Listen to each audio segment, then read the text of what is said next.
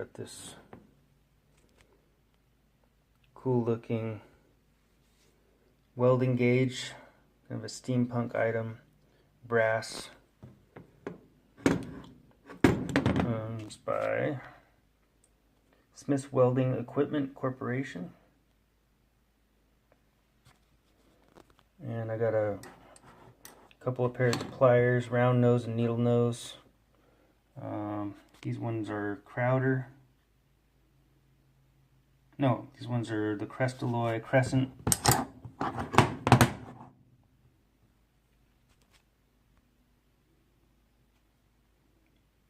And the other ones are the Krauters.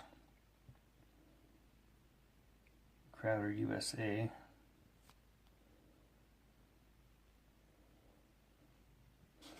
All right.